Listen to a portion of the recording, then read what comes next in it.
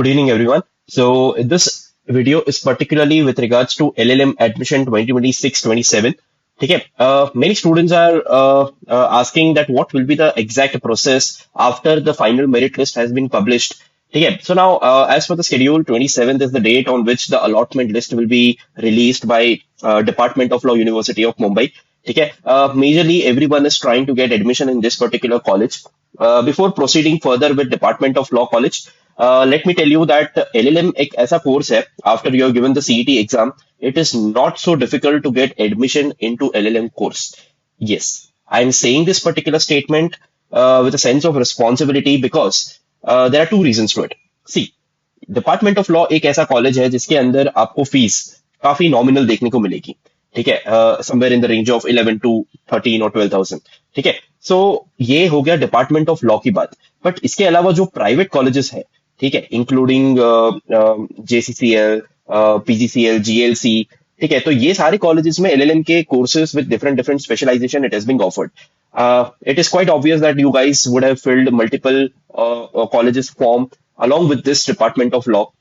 ठीक है, और इन सभी कॉलेजेस के मतलब apart from department of law दूसरी कॉलेजेस के first merit list, allotment list जो जिसको जिसको जो आना था ना वो ऑलरेडी पब्लिश होना स्टार्ट हो गया है. ठीक है, so why this happens? So let me tell you the simple mentality of the colleges which are there and providing the admissions in LLM on private basis. मतलब कि apart from Department of Law College, दूसरी college में क्या process होता है? Let me explain that to you. So now understand this one simple thing that उन लोगों को जो जो कॉलेजेस है सारी कॉलेजेस को एक certain सीट का कैप दिया जाता है. That this is the seat intake capacity of that particular college and that is the responsibility that उनको वो सारी सीट्स फुल करनी होती है. ओवरऑल जब तक एलएम का एडमिशन प्रोग्राम चल रहा होता है तब तक. ठीक है, सो मेजरली अभी तक का जो ट्रेंड है लास्ट फ्यू इयर्स को मैं पकड़ लूं तो ये सारी कॉलेजेस के अंदर है ना 2 से 3 राउंड जनरली कंडक्ट किए जाते हैं. And in certain colleges if the seats are not filled more than 3 rounds are also conducted. So क्या होता है, जानबूझ के स्टूडेंट्स डिपार्टमेंट ऑफ लॉ की मेरिट लिस्ट का वेट करते हैं. बट डिपार्टमेंट ऑफ लॉ का जो मेरिट लिस्ट है, allotment list I would say rather, so allotment list काफी टाइम के बाद आता है. मतलब जैसे कि भी ये भी आप देख रहे हैं 27 तारीख का जो डेट दिया है. So this list is coming quite after some long time. ठीक है, काफी एक्सटेंशन दिए गए फॉर्म फिलिंग के लिए. उसके बाद अभी ये list final merit list generate की गई है एंड देन लेटर ऑन आप लोगों को सारी चीजें यहाँ पे मतलब कि अलॉटमेंट लिस्ट में कौन सा स्पेशलाइजेशन आपको अलॉट हुआ है. तो अभी आप लोगों को याद होगा कि आप लोगों ने सारी कॉलेजेस के फॉर्म भरे हुए हैं, इसका भी भरा हुआ है. Now, one thing it is very clear that दूसरी colleges merit list, allotment list पहले university of Mumbai department of law से पहले क्यों करती है? The answer to this question is very simple, because उनको अपनी सीट्स रिजर्व करके रखनी होती है. क्या होता है, स्टूडेंट्स अगर उन लोगों की कॉलेजेस के मेरिट लिस्ट आ जाते हैं, कुछ कुछ लोगों का स्कोर एकदम बॉर्डर पे रहता है ना, तो वो लोग दूसरी कॉलेजेस के फॉर्म फिल कर चुके होते हैं. अभी दूसरी कॉलेजेस में फीस भी ज्यादा है, 50,000, 60,000, 40,000. That is the range of the fees in other colleges, almost all the colleges I would say. So क्या होता है ना कि वहां पे मेरा एडमिशन अगर मैंने मान लो जीएलसी में अप्लाई किया है and university of Mumbai department of law में भी अप्लाई किया है, तो जीएलसी का मेरिट लिस्ट ऑलरेडी आ चुका होता है और बाद में I have to decide whether I want to take admission in round 1 और not. Suppose if I decide if I want to take admission in that particular round, I reserve my seat, I pay the college fees and everything, and then later I'm still waiting for this Department of Law list. So Department of Law का जो list है जब भी वो आता है 27th को, if I'm getting in round 1, then I will cancel my admission in that particular college and definitely shift to this one if this is my priority. ठीक है, this is the situation. So होता क्या है ना कि ऐसी सब situations में सभी लोगों ने डिपार्टमेंट ऑफ लॉ को प्रायोरिटी पे रखा होता है. बट डिपार्टमेंट ऑफ लॉ का लिस्ट लेट आता है और दूसरी कॉलेजेस जानबूझ के हमेशा वो लोग पहले लिस्ट पब्लिश कर देते हैं so that their seats are getting filled at the right time. ठीक है, एंड फर्स्ट राउंड में अगर आपका नहीं होता है तो obviously you will have to wait for second round department of law के लिस्ट के लिए. तो सेकंड राउंड की लिस्ट आने में भी काफी टाइम लग जाता है. तो after this specified time limit दूसरी कॉलेजेस के सीट्स फुल होते जाते हैं. डिपार्टमेंट ऑफ लॉ का प्रोसेस थोड़ा स्लो चलता है. So now let me explain you the process of Department of Law as well.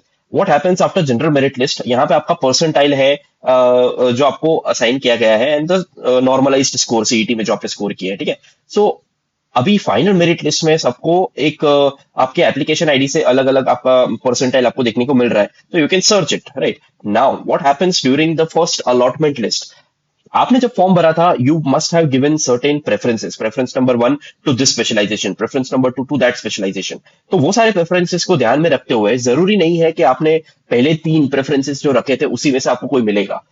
There is a probability that you might get the fourth one, the fifth one. ठीक है, सो कोई भी preference यहाँ पे मिल सकता है depending upon the availability of seats. Now after the allotment list is out, let's say you have kept human rights का जो ऑप्शन है स्पेशलाइजेशन का as a fifth preference. The other preferences 1 2 3 4 उसमें से आपको कुछ नहीं मिलता है, बट ह्यूमन राइट्स के अंदर आपका एडमिशन के लिए आपका नाम उस लिस्ट में आ जाता है। तो now the problem arise over here.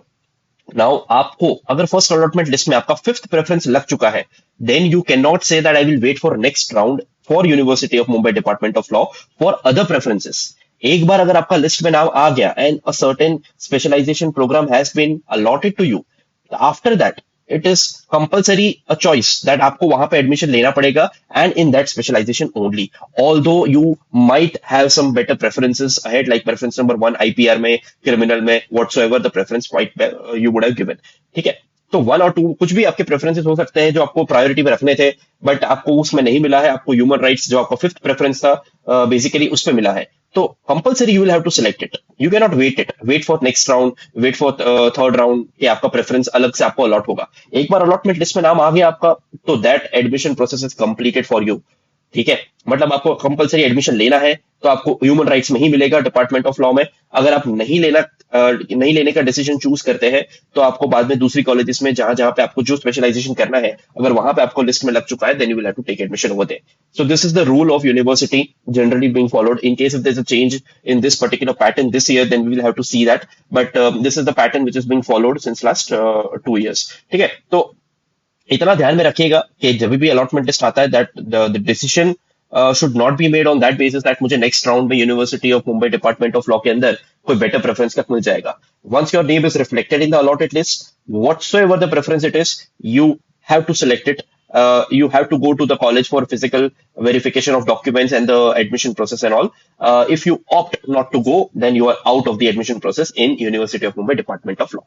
ठीक है, so keep this point in mind. And जो जो लोगों ने दूसरे कॉलेजेस में ऑलरेडी फॉर्म भर चुके हैं और दूसरे कॉलेजेस में शायद से उनका नाम आ भी चुका है, they have already filled the form and kept this department of law as a preference and they are waiting for this list। तो जैसे ही लिस्ट आता है, make your decision very wisely whether you want to opt for different thing, because जो college में admission already हो चुका है वहां से एडमिशन कैंसिल होता है, but there is a time limit for that.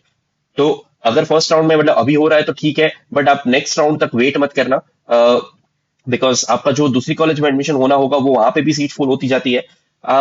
Possibility है कि आप ट्राई करें कि आपको दूसरा बेटर प्रेफरेंस यहाँ पे मिल जाए, यहाँ पे University of Mumbai department of law में। बट ये अगर पॉसिबिलिटी अराइज नहीं होती है तो go with the seat which you are being allotted in some different college.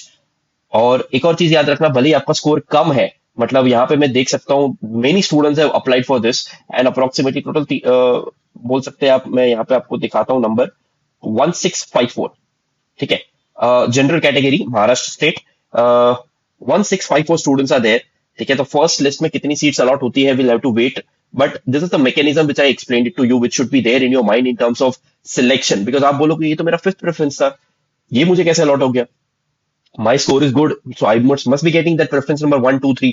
But here the mechanism of preferences is completely in the hands of university, so आपको उसके हिसाब से डिसीजन लेना होगा। ठीक है, बात करते हैं आगे। तो कॉलेजेस का जैसे मैंने स्टार्टिंग में स्टेटमेंट बताया, to get admission in LLM course is not so difficult, because after the end of 3 round 4 round also private colleges की सीट्स फुल नहीं हो पाती है, and that's a fact, because काफी सीट्स पेंडिंग रह जाती है। There is a cut off date which is set by every college कि ये कट ऑफ डेट होगा, लास्ट डेट होगा एडमिशन का। तो वहां तक भी 2 4 3 ऐसे छोटे छोटे नंबर ऑफ सीट्स अवेलेबल रहती है। हाँ, हालांकि कट ऑफ डेट चला गया उसके बाद एडमिशन प्रोसेस नहीं होता, बट कट ऑफ डेट तक एडमिशन प्रोसेस होता है and there are seats available. So you must go to those colleges and secure your admission in case if your score is very less and you're not getting any of the colleges apart from like this the specific Mumbai University Department of Law। Okay, so keep this thing in your mind, and further there's any update and there's any new thing with regards to this, I'll definitely try to make a video and explain it to you in the detailed manner। Okay, so thank you so much and stay subscribed to our YouTube channel for regular updates।